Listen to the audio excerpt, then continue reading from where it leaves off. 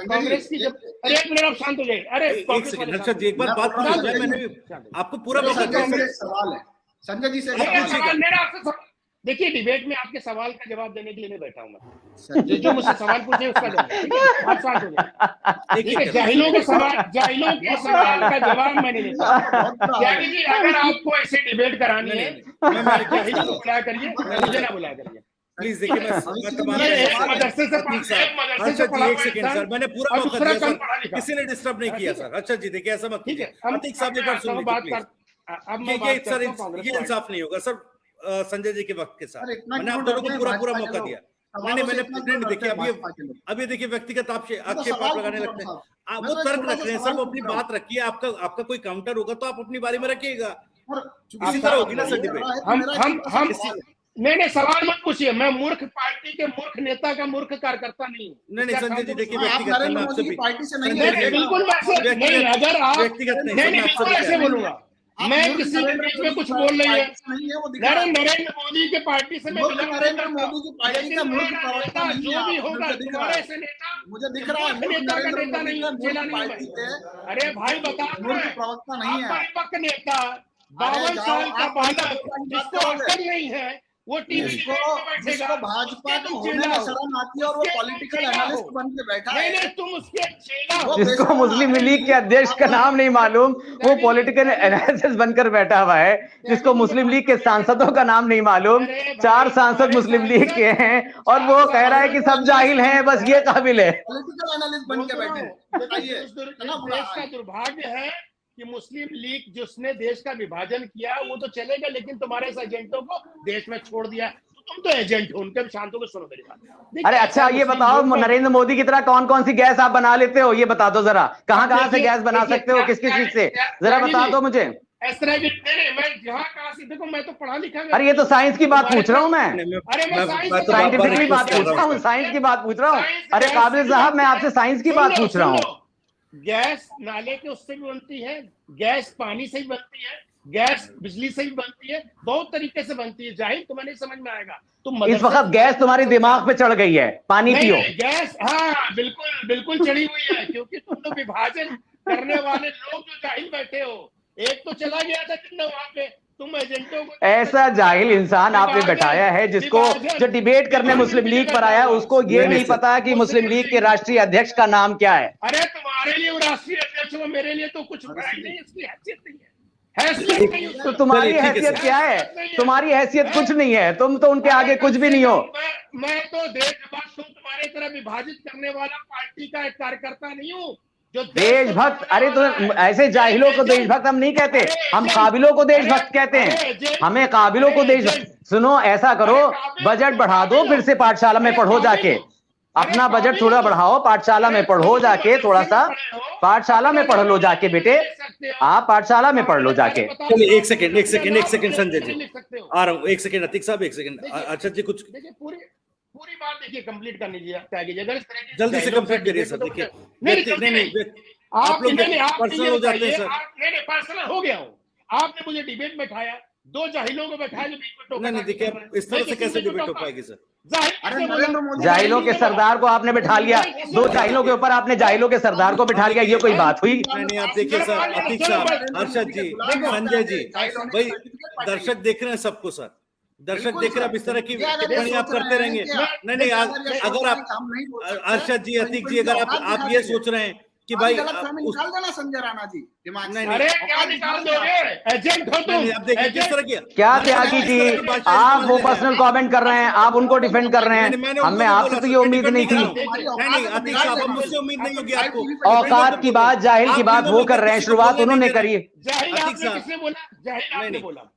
इस तरह से मत कीजिए सर अतीक साहब, मैं तीनों को बोल रहा हूँ, लगातार तीनों को बोल रहा हूँ। मैं किसी को डिफेंड नहीं कर रहा हूँ, मैं जनता की तरफ से सवाल करने बैठा हूँ सर। आप तीनों मिलकर इस वक्त जनता के समय को किल कर रहे हैं, जनता के समय को, व्यूअर्स के समय को किल कर रहे हैं। तो सर इस डिबेट को खत्म कर दिया, अगर हम जनता के टाइम को किल कर रहे हैं तो इस डिबेट को खत्म कर दीजिए। पूरी हो जाए ना सर, सुन लीजिए, थोड़ा सा सर धैर्य तो रखिए। अगर मैं आपके पास नहीं आऊँ, अगर जवाब देने का मौका ना दूं, समय ना दूं, तब आप मुझे कहिएगा। अगर ये अच्छा जी, ठीक है, इनसे ज्यादा युवा हूं, मैं इनसे ज्यादा बदतमीजी करता हूं। ठीक है, अच्छा जी, ओके ओके। अरे भाई आप तो बदतमीज भाई हो, आप तो बदतमीज ही हो। मैं रिक्वेस्ट कर रहा हूँ सर, जैसे तुम हो वैसा मैं बनूंगा। तुम बदतमीज हो तो तुम्हारे साथ बदतमीज बनना पड़ेगा। मालूम है, जो मुझे पता है तुम दो जाहिल बैठे हो टीवी डिबेट में पहली बार, मालूम है। नरेंद्र मोदी कहाँ बैठा है टीवी डिबेट पे? नहीं देखिए, मैं नरेंद्र मोदी प्राइम मिनिस्टर है, तुम्हारे भी और हमारे भी, तो नहीं है। ठीक है। नरेंद्र मोदी भी जाहिल है ना। देखिए अरशद जी, मैं तो दिल्ली यूनिवर्सिटी से क्या स्तर है सर? ये तो अरशद जी, तुम लोग जाहिल हो, जाहिल ही रहोगे, ठीक है। अपनी औकात में रहो। अब मैं कुछ बोलूं भविष्य जी, मैं बोलूं कुछ, मैं बोलूं कुछ इनको, दो या आप कुछ बोलेंगे उनको? दोनों एक ही समुदाय से बिलोंग करते हैं। नहीं, मैं थोड़ा सा टोक रहा हूँ, तीनों प्रवक्ताओं को टोक रहा हूँ। मेरी बात अब देखिए संजय जी, एक सेकंड रुकिए सर, कंप्लीट कर लो। मैं 1 सेकंड आऊंगा वापस आपके पास, लेकिन ये तरीका नहीं है सर, ये तरीका नहीं है। मुझे अफसोस हो रहा है कि इस तरह की चर्चा, इस तरह के स्तर पर हम आ रहे हैं, इस तरह से बात कर रहे हैं एक दूसरे की। भविष्य जी आप रिवाइंड कर रहे हैं। नहीं, रिवाइंड छोड़िए सर, अब आप इस तरीके, नहीं ठीक है, मैं वो कह रहा हूँ ना सर, थोड़ा सा ऊपर स्तर पर आइए सर। मैं तो सर करके बात कर रहा हूं। आप तो सर, आप तो सबसे खुद को सबसे पुरानी पार्टी, आप तो सबसे पुरानी पार्टी खुद को कहते हैं सर। सर देखिए, लेकिन हमसे कोई बदतमीजी करेगा और ये सोचेगा कि हम कमजोर हैं, उसको जवाब नहीं दे सकते, तो बिल्कुल देंगे और जोर शोर से देंगे और आगे भी देंगे। आप समझिए इस बात को। उन्होंने अपनी बात की शुरुआत करी कि वो परिपक्व नहीं है, वो जाहिल है। अरे भाई साहब, बिल्कुल बोलूंगा, मैं परिपक्व नहीं है बोलूंगा। अरे तुम्हारे वो परिपक्व नेता होंगे। भविष्य जी मैं अगर अपने विचार रख सकता हूँ, बात कर रहे हैं, परिपक्व आप परिपक्व इस तरीके की अपनी दलित भाषा यहाँ पर इस्तेमाल करें, अपनी शिक्षा का प्रदर्शन यहाँ करें, अपने माँ बाप के संस्कार यहाँ पर भाषा नहीं। ये बताइए, संवैधानिक भाषा नहीं है परिपक्व? कहाँ से पढ़े हो यार? चलिए 1 सेकंड, अब ठीक है, सर अब इस स्तर से थोड़ा सा ऊपर बढ़ जाते हैं सर। अरशद जी, संजय जी, मैं रिक्वेस्ट कर रहा हूँ, नहीं मुझे फिर माइक म्यूट करना पड़ेगा सर। अब देखिए टीवी तो है नहीं, ये तो सोशल प्लेटफॉर्म है, इसकी भी हमें थोड़ी सी वो देखना होगा।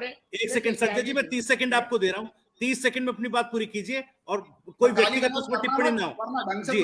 व्यक्तिगत सर मैं कह रहा हूँ अरशद जी, आप धमकी दे रहे हैं सर, आप धमकी दे रहे हैं। जब मैं बैठा हूँ मैं बोल रहा हूँ सर, आप धमकी किस तरह से दे रहे हैं? नहीं, आप ये तय कर लीजिए सर कि आप सबसे पुरानी पार्टी के रिप्रेजेंटेटिव है या फिर गली का गुंडा है सर। मैं बड़े सम्मान के साथ बात बोल रहा हूँ, मैं उनको बोल रहा हूँ। ये इंसाफ का तराज भविष्य जी, ये इंसाफ का तकाजा नहीं है जिस तरह से आप बात करें। एक आपको गुंडा नजर आ रहा है और दूसरा आपको गुंडों का सरदार नजर नहीं आ रहा है। नो मुझे नहीं लगता कि ऐसी डिबेट आप जो है कंडक्ट कर पाएंगे। आप बैलेंस नहीं कर पा रहे हैं। आई एम सो सॉरी आप जो है आप बाइस नहीं दे रहे ना सर, आप बैलेंस करने नहीं दे रहे। आप सोच रहे कि ठीक है, अगर ये सोशल मीडिया प्लेटफॉर्म है तो आप हाईजैक कर रहे हैं, इस तरह से नहीं होगा। संजय जी भाषा को सभ्य करिए, 1 सेकंड, ठीक है, थोड़ा 1 सेकंड, नहीं संजय जी, कोई व्यक्तिगत टिप्पणी नहीं और आपके पास अपनी कोई नहीं संजय जी, माफी के साथ 30 सेकंड आपके पास अपनी बात रखिए, तर्कों के आधार पर उस पर मैं काउंटर लूंगा, व्यक्तिगत कोई टिप्पणी नहीं जी। हाँ ठीक है, कांग्रेस पार्टी को आज से साठगांठ नहीं कर रही है। उन्होंने 1976 में मुस्लिम लीग से किया हुआ है, अभी बंगाल के चुनाव में फुरफुरा शरीफ से किया हुआ था, असम में यूडीएफ से किया हुआ है, और पीएफआई की इनको मसीहा लगता था, शांति दूत लगते हैं कौन? जाकिर नायक। कि कांग्रेस पार्टी की आप क्या चर्चा करेंगे? कांग्रेस पार्टी के लिए सारे लोग सेकुलर हैं, जो देश को तोड़ने के लिए, देश को विघटित करने के लिए, समाज को जो तोड़-फोड़ मचाने वाले हैं, वो सारे शांति के प्रतीक लगते हैं। इनको तो भैया हाफिज सईद भी लगता था बड़ा ईमानदार। इनको तो समझ लीजिए जो टेररिस्ट ग्रुप है, सारे टेररिस्ट ग्रुप इनको शांति का प्रतीक लगते हैं। तो राहुल गांधी जी की परिपक्वता पे हम क्या प्रश्न उठाएंगे? उनको ये समझ नहीं आता कौन सी बात देश में करनी चाहिए, कौन सी बात देश के बाहर करनी चाहिए। अभी हमारे मित्र, अभी 10 सेकंड और दीजिए, हमारे मित्र बात कर रहे थे जो कांग्रेस के हैं, वो बोल रहे थे कि भाई अनएम्प्लॉयमेंट रेट, अरे जाके पढ़ लीजिए 1991 से लेकर 2020 तक अनएम्प्लॉयमेंट रेट 5.68 से लेकर 5.69 के बीच ही रहा है, जाके पढ़ लीजिए मान्यवर। और महंगाई की बात करते हैं, 2004 में भैया जब सरकार बनाए थे ना, तो पेट्रोल का प्राइस 33 रुपीज तक छोड़ गए थे, 72 रुपया था। इन्फ्लेशन कितना हुआ? 75% बढ़ गया, और आज कितना प्रतिशत बढ़ा? सिर्फ 35%। तो ज्ञान अर्जन करके आया करो मूर्खों, चलिए मदरसे से। अच्छा जी, बेसिक जो एक चीज आई, कौन सी बात कहाँ बोलनी है? राहुल गांधी की परिपक्वता को लेकर ये सवाल उठ रहा है कि भाई इंटरनेशनल फोरम पर जाकर वो इसीलिए सर इशू भी बन रहा है। देखिए भाई साहब, मैं संजय राणा जी जैसे हल्के आदमी की बात पर जवाब नहीं देना चाहता। कौन परिपक्व है कौन नहीं, दे भी नहीं सकते मानवर। नहीं, तुम जैसे बदतमीज आदमी को देना भी नहीं। चुप रहो। अरे दे भी नहीं सकते। अच्छा जी, फिर आप व्यक्तिगत हो रहे हैं। अब तो आखिरी 30 सेकंड में कोई व्यक्तिगत टिप्पणी नहीं की सर साहब। अब आप वो बीच में बोले आप लोगों को तो नहीं टोका। मैं तो टोक रहा हूँ सर। और जो भाजपा संघ की बात रखते हैं उनको आप क्यों आपने पोक कर दिया ना सर, आपने पोक कर दिया व्यक्तिगत टिप्पणी करके। ठीक है, मैं चुप भी हुआ था। संजय जी एक सेकंड प्लीज, अब देखिए जवाब सुन लीजिए। हर्षद जी बोलिए। नहीं देखिए व्यक्तिगत आप अपनी बात रखिए ना सर। देखिए भविष्य जी, भारतीय जनता पार्टी के प्रवक्ता तो इंटरनेट कनेक्ट नहीं होने के कारण नहीं आ पाए, लेकिन इन्होंने खुद को पॉलिटिकल एनालिस्ट ने खुद को एक्सपोज कर लिया कि वो भाजपा और संघ के गुलाम है। मुस्लिम लीग ने देश का विभाजन किया, कौन कह रहा था? ये संजय राणा जी कह रहे थे। अंग्रेजों से क्या आज भी इतनी गुलामी करते हैं कि अंग्रेजों का उसका ब्लेम नहीं दे रहे हैं, कांग्रेस को ब्लेम करेंगे, मुस्लिम लीग को ब्लेम करेंगे, लेकिन अंग्रेजों की गुलामी की ऐसी आदत है कि अंग्रेजों को भारत के विभाजन के लिए जिम्मेदार नहीं करेंगे। अतीक जी बोल रहे थे, मैं बड़े अच्छे से सुन रहा था। उन्होंने रोहित वेमुला की बात करी, उन्होंने उन्नाव रेप की बात करी। देखिए किसी की का इंटरेस्ट नहीं है इस देश में ये हिंदू मुसलमान की बहस करने का, ना अतीक जी का है जो IUML से आते हैं, ना मेरा है, कांग्रेस से आता हूं मैं। सिर्फ और सिर्फ इसमें दिलचस्पी भारतीय जनता पार्टी और उनके ये पॉलिटिकल एनालिस्ट बन के जो एजेंट बैठते हैं ना, इन लोगों का इंटरेस्ट है कि दिन रात देश हिंदू मुस्लिम की बात करता रहे। अतीक जी ने रोहित वेमुला की बात करी, एक दलित के ऊपर जो अत्याचार हुआ था उसकी बात करी, उन्नाव रेप पर, महिला उत्पीड़न को उठाया, बेरोजगारी को उठाया। उन्होंने कहीं भी हिंदू मुस्लिम की बात पर ज्यादा फोकस नहीं करा। सेक्युलर पार्टी अगर IUML नहीं है, राहुल जी ने सिर्फ यही कहा था ना कि सेक्युलर पार्टी है। अगर सेक्युलर पार्टी नहीं है तो नरेंद्र मोदी जी क्या कर रहे हैं? पकौड़े तल रहे हैं। सेक्युलर पार्टी नहीं है तो उसको बैन करिए ना, हटाइए उसको। क्यों चुनाव लड़ पा रही है भैया? ये इस देश का संविधान ये कहता है कि अगर सेक्युलर पार्टी नहीं है तो आप वो इस देश में चुनाव नहीं लड़ सकती। 9 साल से आपकी सरकार है, आप यहाँ बैठकर गाली दे रहे हैं। भारतीय जनता पार्टी के प्रवक्ता कनेक्ट नहीं हो पा रहे, आप यहाँ प्रवक्ता बन के बैठे हैं भाजपा के। आप बोले ना नरेंद्र मोदी जी को पत्र लिखिए कि इस पार्टी को बैन करें, है हिम्मत? नहीं करेंगे। क्यों नहीं करेंगे? क्योंकि आपके एजेंडा को सूट नहीं करता है। और जहां तक बात, देखिए मैं वापस आ रहा हूँ उस मुद्दे पर, क्योंकि उन्होंने जो ये टिप्पणी करी है ये देश के संविधान के खिलाफ है, और इसलिए मैं उनका जवाब दे रहा हूँ, चाहे वो व्यक्तिगत हो। मदरसे से पढ़कर आ गए उन्होंने अतीक जी को कहा। मैं अतीक जी का कोई मेरा उनसे परिचय नहीं है, मेरा उनसे पहली बार कोई आमना सामना हुआ है।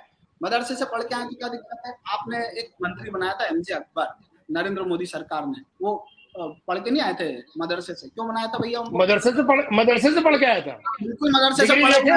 फिर बीच में बोलने लगे,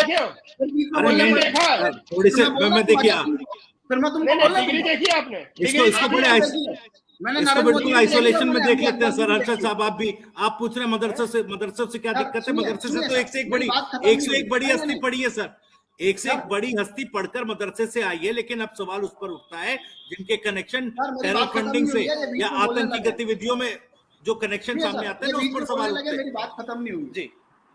PFI को सबसे पहले इस देश में किसने बैन किया था? इतिहास कभी पढ़ा? किसने बैन किया था? PFI कभी बैन हुआ है? सुनने की हिम्मत है? अभी बैन हुआ है PFI? सुनने की हिम्मत है? अरे सुनो, सुनने की हिम्मत है? बैन हुआ। मैं बोलने लगा, मैं तुमको बोलने दूंगा, मैं तुमको बोलने दूंगा। मैं आऊंगा, मेरे प्रोफेसर मत बनो, चुप रहो। नहीं बताओ कब बैन हुआ? चुप रहो, बताऊंगा, बिल्कुल बताऊंगा। और जोर शोर से अपनी धमकी घर में देना, गली कूचों में देना। के शहंशाह शांति रखो। PFI कब बैन हुआ था बताओ? सबसे पहले PFI जैसे बोलो 1 घंटा बोलो। तुमको अटेंशन चाहिए ना? मैं ये वीडियो काट के अमित शाह को भेज दूंगा। तुमको अटेंशन चाहिए ना? तुम्हारे यहाँ कुत्तों को खिलाया जाता है, बाकी जगह नहीं खिलाया जाता। एक बार पूरी हो जाए संजय जी, मैं आ जाऊंगा आपके पास, आप जवाब दे दीजिएगा जी। हाँ बोलिए। श्यामा प्रसाद मुखर्जी ने मिलकर किसके साथ सरकार बनाई थी? 1916 में किसके साथ बनी थी? अब आप इनको इंटरप्ट नहीं कर रहे। 1916 सर म्यूट कर दीजिए ना, 1919 म्यूट कर दीजिए। संजय जी एक बार बात पूरी हो जाए सर, ना देखिए फिर संजय जी एक बार बात पूरी हो जाए, मैं आऊंगा आपके पास, एक सेकंड उनकी बात पूरी हो जाए। अब अर्षद जी बोलिए ना, पूरी कीजिए ना सर। नहीं सर, आप उनको इंटरप्ट नहीं करते हैं। कर दिया सर, ये पूरा समय आपको दे रहा हूँ सर, क्या इनसे पूछिए कर तो दिया सर, अब आप अब आप अपना भी समय बताओ पहले।